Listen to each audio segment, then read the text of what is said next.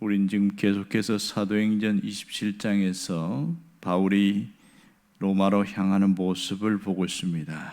가이사를 출발할 때는 주후 60년경 가을인 것으로 추정됩니다. 가이사르에서 무라항까지 가는데 아드라무테노라는 배를 타고 갔습니다.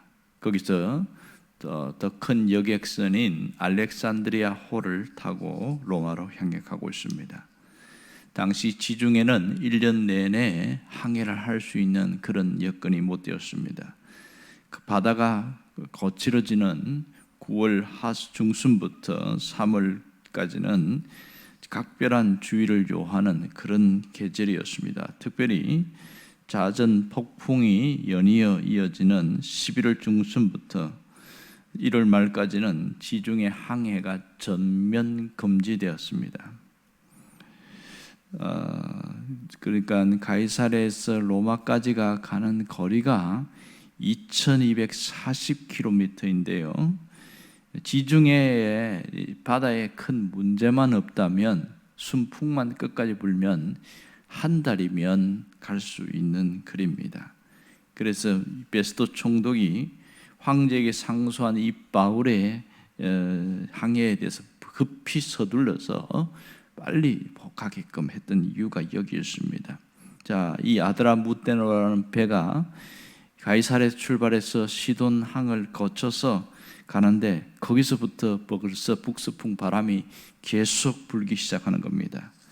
그래서 다시 무라항에서 알렉산드리아 배로 갈아탔지만 그 바람은 계속해서 불고 있습니다.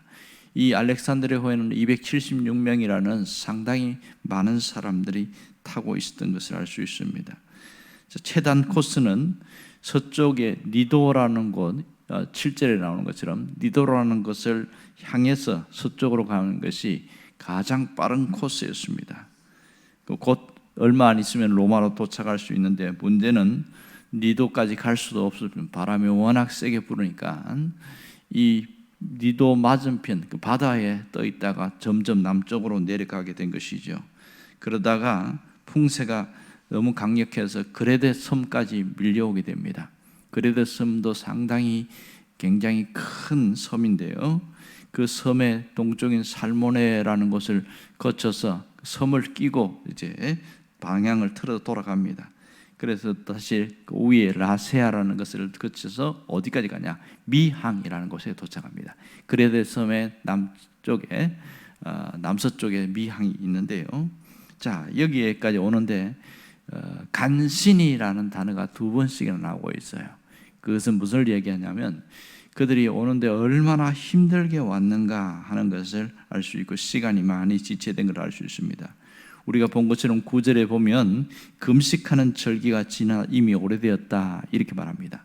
이 당시에 금식하는 절기가 10월 초순이니까 절기가 지났다는 것은 이미 10월 초순이 훌쩍 지났다는 얘기죠. 이 말은 뭘 얘기하냐면 이미 가을의 끝까지 왔다는 거예요. 곧 겨울이 닥쳐온다는 것을 말하고 있습니다. 항해하기 위험한 시기라는 것이죠. 이때 바울이 경고를 합니다. 그것이 바로 9절과 10절이 나오는데요.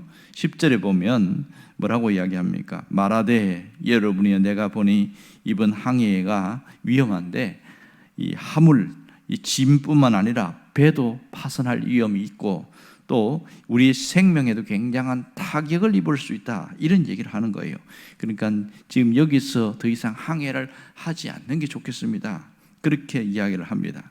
자, 여기서 9절에 보면 하반절은 바울이 권하여 말하되, 권하다는 말은 미완료형입니다.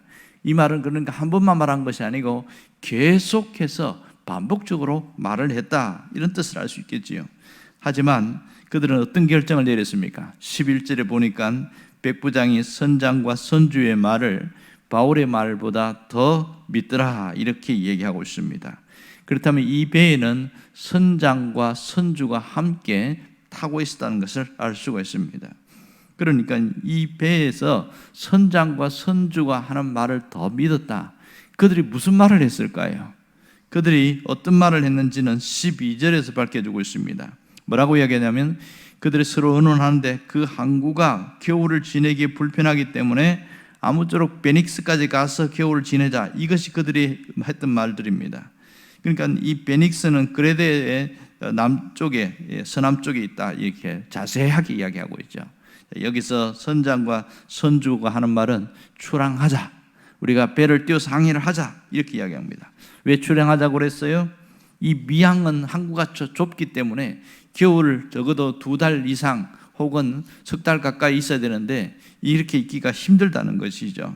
그러니까 베닉스가 거리가 얼마 안 되니까 약 65km밖에 안 되니까 이 미항에서 65km만 가면 되니까 배를 띄우자, 이렇게 얘기를 한 거죠. 자, 백부장 율리오가 무슨 결정을 합니까? 바울의 경고보다 선장과 선주의 말을 훨씬 더 믿었다, 이렇게 이야기합니다. 그러면 왜 선장과 선주가 베닉스까지 가자고 강력하게 얘기했을까? 자, 그들이 왜 이 바울의 말을 보다 그들의 말을 신뢰하게 되었을까요? 그것은 사실 돈 때문입니다. 알렉산드리아 배는 곡물을 수송하는 선박이었는데요, 이 배에는 이집트에서 곡물을 잔뜩 싣고 어디까지 가냐면 로마까지 가서 그것을 파는 거죠. 그러면 이 선주에게는 이 곡물 자체가 다 돈인 셈인 것이죠. 특별히 선주는 막대한 돈을, 이익을 남기기 위해서 배를 탄 것으로 보입니다. 선장도 선주와 입장이 다르지 않은 것이지요. 당시에 대형 선박의 선장은 봉급제가 아니고 할당제였습니다. 6대4 아니면 5대5 뭐 이런 식으로 해서 할당제, 이익을 얼마큼 남기냐에 따라서 그것을 나누어서 먹는 그런 방식이었습니다. 그러니까 미항에서 겨울을 지내다가 혹시 곡물을 잃어버리게 되어지면 선주와 함께 선장에게도 자기에게 돌아오는 게 없게 되어지니까 그러면 안 되지, 베닉스까지 가자, 이렇게 돼버린 것이죠. 거기서 곡물도 어느 정도 팔고 뭐 이렇게 할 생각을 했던 모양입니다. 그리고 여기에는 다른 화물주들도 있었던 모양입니다. 이 화물주는 쉽게 말하면 이 당시에 이곳저곳 항구를 다니면서 장사하는 보따리 장사꾼이라고 말할 수 있겠지요. 그들도 우리가 여기보다는 베닉스로 가는 게 낫겠습니다, 그런 얘기를 하는 겁니다. 그러니 여러 사람이 베닉스로 가자고 하니까 바울이 하는 말이 먹힐 수가 없는 것이죠. 결국은 이 선장과 선주와 다른 화물주들은 뭘 더 중시 여겼냐면 화물, 다시 말해서 돈이었습니다. 그들이 자신들의 이익과 재산과 돈을 생명보다 훨씬 중요하게 여기겠죠. 하지만 바울은 지금 사람의 생명이 돈보다 더 중요하다, 그 얘기를 강조하고 있었지만 그것을 무시해버렸습니다. 바울의 의견은 결국 무시되었고 무리하게 그렇게 가게 됩니다. 자, 13절에 보면 희한한 일이 생깁니다. 남풍이 순하게 불매 이랬습니다.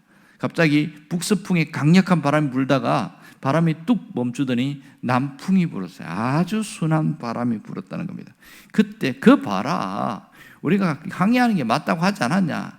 선장도 그랬겠지요. 내가 바다 전문가라고, 얼마나 바다를 많이 다녔는데 이 가도 괜찮다고, 지금 이 남풍이 부는 거 보니까 이 베닉스까지는 저 멀리 갈 수 있다, 이렇게 큰 소리 뻥뻥 친 것 같습니다. 자, 그런데요, 뜻을 줄 알고 그레데 해안을 끼고 항해를 했다, 이렇게 합니다. 부드러운 남풍이 불어서 가는데 끝까지 항해할 수 있으면 좋았는데 끝까지 가지 못합니다. 14절에 보면 심각한 일이 생기죠. 얼마 안 돼요. 그러니까 출발한 지 얼마 안 되었다는 거죠. 섬 가운데서부터 유라굴로라는 광풍이 크게 일어나니 순풍은 찰나했습니다. 갑자기 유라굴로라는 큰 광풍이 일었다. 이 유라굴로 광풍은 일종의 사이클론, 태풍을 말합니다. 강력한 태풍이었어요. 당시에 목선이었거든요. 목선은 유라굴로 태풍을 만나게 되면 파선하든지 그렇게 구사일생으로 살아남는 경우가 거의 없다고 그래요. 그만큼 무서운 태풍이었습니다. 우리나라에도 보면 태풍이 수도 없이 올라오는데 이 지중해 지나갈 때 태풍이 겨울에 굉장히 많이 일어나거든요. 그러니까 이게 죽음의 광풍이었다는 것을 알 수 있어요. 자, 이들이 지금 심각한 어려움에 당했죠. 여기서 우리에게 주는 신앙적 메시지가 뭔지 아세요? 사람이 무엇을 귀하게 여기고 살 것인가에 대한 삶의 목적을 분명히 하고 살라는 것을 얘기합니다. 다시 말해서 세상은 생명보다 돈을 더 귀하게 여깁니다. 하지만 신앙인들은 돈보다 생명을 더 소중히 여길 줄 알라는 거예요. 이게 첫 번째 교훈이고요. 또 하나는 잘못된 선택, 잘못된 결정은 이 인생의 풍랑을 겪게 된다는 것이죠. 사람의 눈앞에 이익만 보고 잘못된 결정을 하게 되지만 큰 낭패를 보게 된다는 것을 여기서 이야기를 하고 있습니다. 자, 그러면 우리는 살면서 수도 없이 결정을 하면서 옵니다. 아침에 일어나면 옷을 뭘 입을 것인가부터 결정을 하죠. 이런 것은 문제가 되지 않아요. 그러나 우리가 살아가면서 가장 중대한 결정을 할 때에는 고민을 많이 하게 됩니다. 특별히 일생과 관련된 문제는 많은 여러 날 자문도 구하고 그렇고 어떻게 할 것인가 내 전망도 해보면서 결단을 하게 되어지죠. 그러니까 결혼에 대한 문제라든지 사업에 대한 것이라든지 자신의 어떤 신상에 관련 부분에서는 굉장히 중대한 결정을 심사숙고를 하게 됩니다. 그렇게 심사숙고를 했지만은 그것이 우리에게 잘못된 결정이 됐을 때는 뼈아픈 후회를 하게 되는 거죠. 이미 결정을 내린 다음에 당하는 고통은 돌이킬 수가 없는 그런 아픔이 될 때가 많습니다.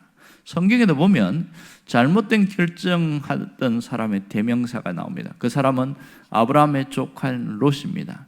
그는 잘못된 선택과 잘못된 결정으로 인생 말년이 굉장히 비참해진 사람입니다. 그는 이 삼촌과 함께, 그러니까 아브라함과 함께 가나안까지 왔어요. 그래서 자꾸 그 재산이 늘어났습니다. 그거는 참 좋았지만 이미 좁은 땅덩어리 안에서 목축업을 하는데 양들이 자꾸 숫자가 늘어나니까 싸움이 일어나는 거죠. 롯의 목자와 아브라함의 목자들이 서로 다투는 일이 심하게 생겨서 이제는 헤어져야 되는 상황입니다. 너무 같이 있을 수가 없어서 아브라함이 선택권을 주잖아요. 네가 먼저 선택해라. 그래서 롯이 어디로 갈까 동서남북을 바라보다가 가장 비옥한 곳인 남쪽에 있는 소돔으로 자리를 옮기게 됩니다. 이 소돔은 굉장히 비옥한 곳이라서 어느 정도는 마치 에덴 동산 같았더라 할 정도로 대단한 곳이었습니다. 문제는 그곳은 도덕적으로 좋지 않은 곳입니다. 뭐 좀 그런 건 있긴 해도 그래도 돈 벌기는 훨씬 쉽겠다. 그래서 롯은 그 길을 선택합니다. 결국 우리는 이 소돔성이 어떻게 된지를 너무 잘 압니다. 하나님이 소돔성을 멸망시킬 때 이 롯은 아무것도 건지지 못했습니다. 그 재산 다 버려두고 몸만 빠져나와서 겨우 살아남습니다. 그러니까 평생 일구었던 모든 것을 이 소돔성에다가 남겨놓고 그것들이 소돔이 망할 때 그 모든 것도 다 한꺼번에 망하게 되어지는 그런 안타까운 현실입니다. 왜 이 모양이 됐을까요? 이것은 잘못된 선택 때문입니다. 잘못된 결정이 갖고 오는 뼈아픈 후회가 된 것이죠. 여러분, 우리도 살다 보면 잘못된 결정을 해서 인생의 풍랑을 만날 때가 있습니다. 그래서 너무 큰 고통을 당하죠. 자, 오늘 여기 본문에 있는 사람들을 보십시오. 그들이 만일 미항에서 출항을 하지 않았다면 어떻게 됐을까요? 유라굴로라는 광풍을 만날 이유가 없는 것이죠. 그럼 바다에서 강력하게 왔다가 지나가는 거니까. 그런데 잘못된 결정을 해서 출항을 했기 때문에 얼마 못 가서, 그것도 몇 시간 못 가서 바로 만나니까 이거는 꼼짝도 할 수 없는 끔찍한 그런 광풍을 만나게 된 거죠. 이런 상황 속에 왜 이런 일이 생겼는가? 그것은 바로 사람의 생명보다 물질을 더 우선시했기 때문에 나타나는 결과였습니다.